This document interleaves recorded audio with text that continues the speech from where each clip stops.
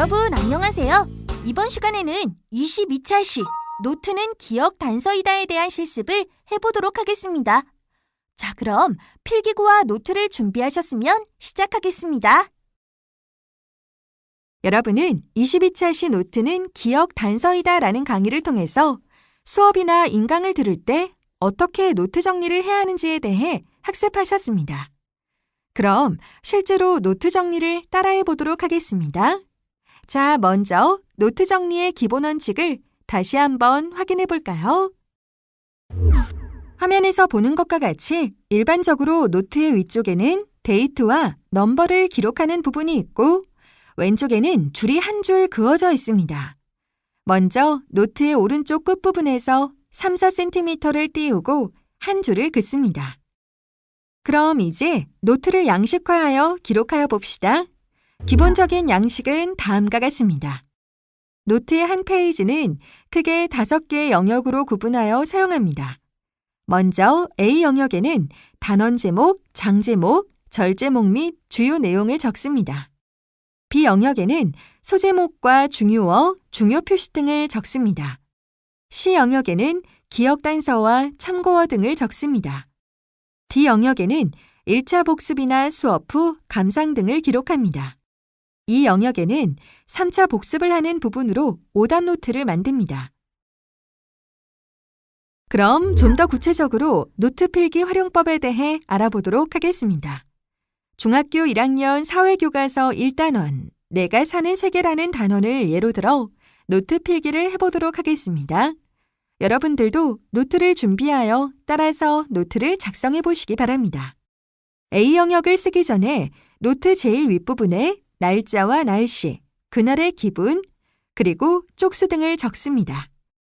그 다음 A 영역에는 단원 제목, 장 제목, 절 제목을 차례대로 씁니다. 절 제목이 없을 경우 장 제목까지만 씁니다.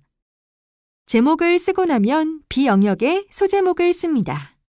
소제목을 쓰고 나면 다시 A 영역에 선생님께서 필기해 주시는 내용이나 핵심 내용을 적습니다. A 영역 필기한 내용 중 중요어나 중요 표시가 있다면 B 영역의 소제목 아래에 화면과 같이 적으면 됩니다. C 영역에는 참고어나 기억 단서가 될 만한 내용을 기록하시면 됩니다. 여기서 참고어는 수업 내용 중에서 잘 모르는 낱말이나 개념, 의미를 정확히 알아두어야 하는 낱말 등을 말합니다. 지금까지 수업 중 노트 필기에 대해 살펴보았습니다. 어때요, 여러분? 보기보다 어렵지 않죠? 이제 수업 후 쉬는 시간 동안에 기록하는 D 영역에 대해 살펴보겠습니다. D 영역은 1차 복습을 하는 부분으로 수업 내용 중 가장 중요한 내용을 간략하게 정리해 보거나 수업 소감 등을 적습니다. 자, 그럼 어떻게 작성했는지 한번 볼까요? 여러분도 여러분의 노트에 한번 작성해 보세요. 화면에 제시된 내용을 따라 쓰셔도 되고 여러분이 나름대로 쓰셔도 좋습니다. 먼저 D 영역이 될 부분에 화면과 같이 줄은 한 줄 긋습니다. 그리고 나서 수업 중에 배운 내용을 나름대로 요약 정리하면 됩니다. 다음은 E 영역입니다. 이 영역은 집에서 3차 복습 과정에서 하는 부분입니다. 즉, 수업한 내용을 복습한 후 문제를 풀고 오답 노트를 작성하는 부분이 바로 이 영역에 해당합니다. 이 영역의 양식은 조금 다릅니다. 화면에 보이는 것처럼 몇 개의 선을 그어 오답 노트 양식을 만들어 보도록 하겠습니다. 잘 보고 따라해 보세요. 먼저 화면과 같이 가로선 한 줄과 세로선 두 줄을 긋습니다. 줄을 다 그었으면 각각의 칸에 번호, 유형, 문제 의도, 답, 오답이라고 씁니다. 유형에는 그것은 무엇인가의 형식으로 개념을 묻는 문제는 what으로, 비교, 대조, 인과의 방식으로 묻는 문제는 how, 기본 개념을 생활 속의 문제나 다른 개념에 적용하여 묻는 문제는 why라고 적습니다. 의도에는 해당 문제를 출제한 의도를 적습니다.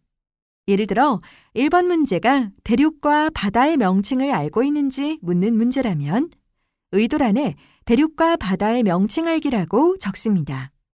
이러한 방식으로 문제를 풀고 나면 채점을 합니다. 채점 후 틀린 문제가 있다면 오답 노트를 작성합니다. 오답 노트를 작성할 때는 틀린 이유를 파악해서 오개념 또는 오관점이라고 적습니다. 즉, 지식이 부족하여 이게 답인지 저게 답인지 헷갈려서 틀린 문제는 오개념이라고 하고, 오개념으로 틀린 경우에는 개념에 대한 지식을 보충하여 줍니다. 또한 인출 통로를 확보하지 못해 틀린 문제는 오관점이라고 적습니다. 오관점으로 틀린 문제는 기억한 내용을 되꺼내지 못해 틀린 경우이므로 화면에서 보는 바와 같이 유사한 문제를 출제해 봅니다.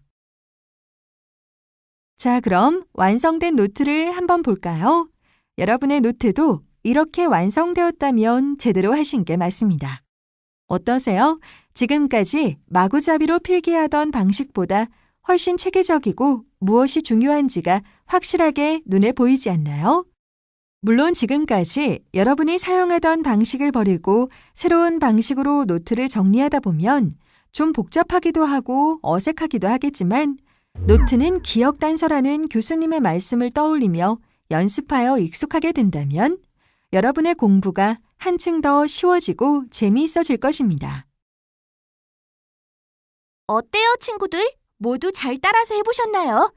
처음부터 바로 적용하기 힘든 친구들은 일단 연습장에 필기를 한 후 집이나 학교에서 다시 정리하는 방법으로 연습하거나 방학이나 주말 등을 이용하여 인강을 보면서 연습하면 금방 익숙해질 것입니다. 이번 차시에서는 노트 필기법에 대해 배워보았습니다. 모두 열심히 노력하여 효과적인 노트 필기법을 익혀봅시다.